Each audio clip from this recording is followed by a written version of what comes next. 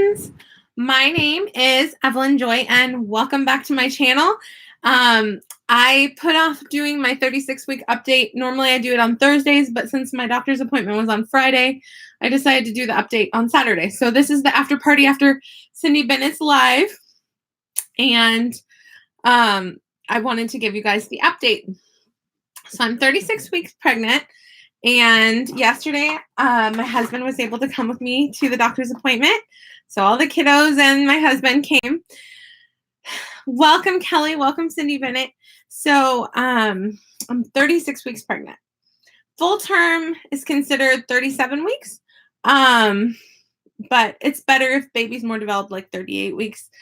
My scheduled C-section is still scheduled for January 9th, which is 30. Which means less than 3 weeks away. So here's my calendar. You can see my scheduled C-section, if I make it to it, is right there. So we are on Saturday. So at my, hey, Heather Sandlin, welcome. Hey, Amanda, hi. Thank you. Yeah, I was kind of like at the end of Cindy Bennett's video, I looked in the mirror and I was like, maybe I should put a little makeup on because I had estaba ojeruda, and the Spanish came to me first. Ojeruda means I had ojeras. I had what do you call that? Like dark rings under my eyes because last night I was awake from 1:30 a.m. till like 3:50. Why? What did I have to do? Nothing. I didn't even work on a project or anything. Just I was not comfortable. So I'm in that uncomfortable stage of pregnancy. Like if I lay on one side, my ribs on that side and my hips start hurting. And I lay on the other side, then my ribs and hips start hurting on that side. Then I sit up and my pelvic bone hurts. It's just everything hurts. But currently at this moment, sitting in my chair, I feel fine for the most part. Maybe a little stretch. So yeah, the baby's in the position that I thought he was in. He is head down with his back to the front. So his, I'll show you. This is my big baby bump. Okay. So baby's head is down here. Baby's rear is up here. And he sticks his feet in my ribs whenever he feels like it, which is super comfortable. Hey, David. So I made my husband a moderator so that you guys would know that he's not a random weirdo in the chat box. 8 months already. Actually, 9 months pretty much. Almost. 8.5. Yeah. Big baby. So, at the sonogram, they measure the baby's head, measure the baby's stomach, measure the baby's arm and leg, and put it into a math equation and estimate how much they think baby weighs. He's in the 88th percentile. So he's measuring a couple weeks ahead, 2 or 3 weeks ahead. So he is estimated to be 7 pounds, 4 ounces. So that's awesome. That's great. Honestly, the only reason he needs to be in there is developing those lungs right now. The last few weeks of pregnancy, the main thing that's developing is the baby gains about 0.5 pound each week, and developing those lungs and brain development happens at that time too. So yeah. So I asked the doctor, is it good that baby's head down? Is that easier for a C-section? They said, yeah, baby comes out more naturally head down. So it is more difficult doing the C-section when the baby's breech. I say that because I see what Cindy Bennett's saying. So yeah, pretty much. So yes. Yeah, 1 month away from my due date, but I won't be going to my due date. My scheduled C-section is at 39 weeks because that's to prevent any sort of labor, because I've had 3 former cesareans, so I would be at risk for complications if I were to give vaginal birth. So I'm having a scheduled C-section. Okay, so baby's heart rate looked great. they checked everything. They were looking at his brain, his heart. They saw his gender again for like the umpteenth time. He's definitely a boy. We know he's a boy from the blood test, several sonograms. He's a boy. There's no way that there's a girl coming. So that's great because he's already got his name, Caleb, and Joshy's we're looking forward to Joshy having a little companion. I try to talk to him about there's baby in mommy's tummy and he's gonna have a little brother. He's clueless. He's like, ABCs. I tried holding a baby doll yesterday to see how Joshua would react. And he was just like, Joshua was just climbing all over me as if I wasn't holding anything. One time, I think with Joshua, I'm going to have to be careful that he doesn't poke the baby's eyes because he likes touching my mouth, nose, and eyes because he'll say mouth, nose, eyes, eyebrows, hair, ears, chin, neck, So because I've been teaching him those things. So when I had a baby doll one time, not yesterday, but he was poking the eyes and stuff. So we're going to have to be real gentle with baby brother.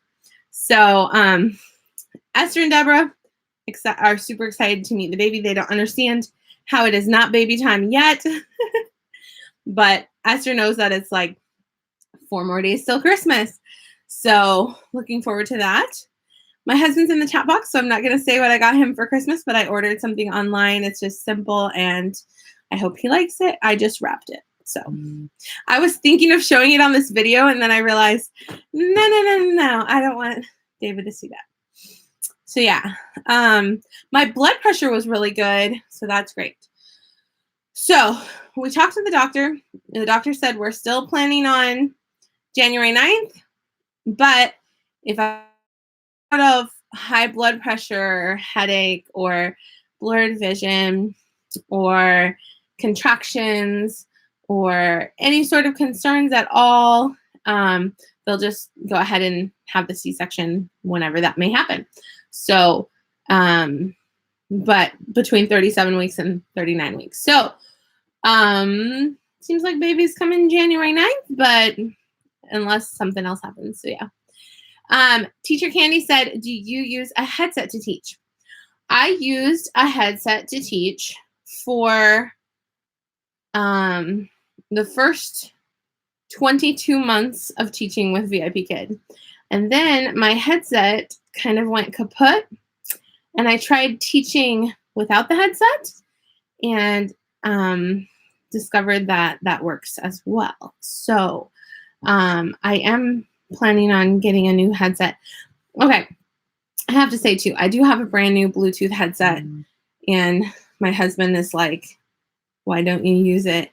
I'm so nervous about like connecting to it every time when I need to teach. I haven't tried it yet, so I need to figure that out. So yeah, I don't worry about background noises because I don't have background noises. I'm upstairs. My kids are downstairs. So yeah, you guys are looking forward to seeing baby Caleb. Yeah, so it's good because he's a good size, but now the worry is like, if he were to be more than 9 pounds, then they start to worry about his blood sugar. That's what the doctor mentioned yesterday. So I'm glad we're not having him past 40 weeks. So yeah. Bigger babies, they check their blood sugar every time they breastfeed at the hospital. They did that with Joshua. So potential of doing that with Caleb, maybe not. Maybe nothing to worry about. I don't know. So yeah, that's basically all of my notes about my pregnancy update. So I can feel right here this is his back. His back is right here, and his little bottom's up here. So he's all the way up here and all the way down here. That's how big he is. He's got his bum up here. So that's like from head to bum, he's this long at least. So he's a tall boy.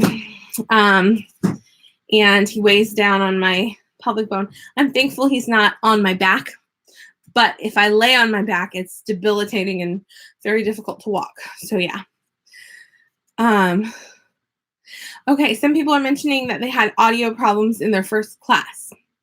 my first class, when I arrived to the classroom, they already had me in the old class. So I'm guessing that across the board, probably a lot of people were having IT issues around that time, because it seems like when you arrive to the class and the student's already there and you're in the old classroom, it's because the student's been troubleshooting some IT issues before class, is what I think. Like they've been on the phone with VIPKID and they requested the old classroom. So my first class was in the old classroom. My second class was a trial student no-show. Then I had 2 regular classes. So I didn't have IT issues, but a couple of friends did. If you are having issues, such as now that we don't have line 8, we have issues such as not being able to see the student, not being able to hear the student, refresh the classroom, switch the lines, switch it back, refresh again. Usually by that point, it's working. Or the student disappears altogether and you have to contact the firemen. So there's that. If absolutely nothing is working at all, you can write a message to the fireman in the chat. I'm restarting my computer. I'll be right back. Exit the app, re-enter the app, see if it works, or exit the classroom, re-enter the classroom, see if it works. If that doesn't work, try restarting the computer. But you can also check under settings and make sure your sound is working. That's helpful to me. If I can't hear my student, but then I check under settings and I can hear sound on the computer, I don't need to restart the computer. So there's that. Yeah, Candy Addicted said, I have had very high ping lately. Yeah, and if you watch the class playbacks, there's like sometimes a delay and sometimes a lag, and it really stinks. So yeah, my ping has been normal, 1,000, normal, 1,000, normal. It'll see, I can see and hear the student fine, and they can see and hear me fine. So I'm not so sure about that. I don't know. No idea. But maybe that's when the connection is like pausing for a moment. I have no idea. So yeah, that's pretty much all I've got to talk about. Yeah, that is a link from VIPKID to check your internet connection. I usually call the fireman on the phone. That works so awesome. You call the fireman on the phone? Or you mean you use the cell phone app? If you have a problem during class, screenshot your internet from that website. Oh, okay. That way, they can't give you a teacher ID.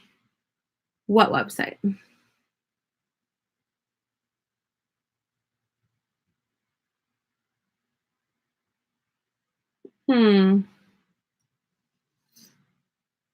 The cell phone app. Oh, okay. Interesting. Okay. Well, this is a short live. That's pretty much all I wanted to tell you guys, was just the update. We had a lovely day. My husband went with us to the doctor's appointment. We went out to eat to celebrate Deborah's birthday, because my sweet Deborah, she turns 4 on January 2nd. So we may or may not get to celebrate on her birthday. So I figured it's better to celebrate 2 weeks early than for her to go uncelebrated. So we went out to eat to celebrate her birthday, and we went to the Children's Museum, and I got to renew the pass for the whole year. We can go as much as we want.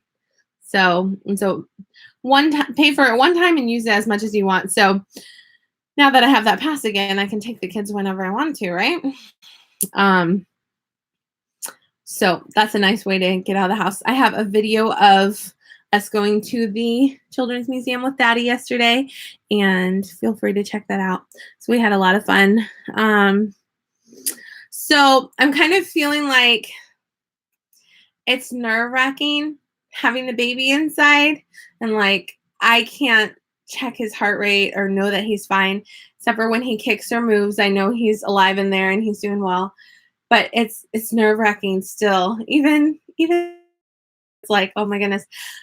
Part of me, I'd rather have him out so I can check on him, but I know that he develops best right where he is, for at least another week or 2, or 3.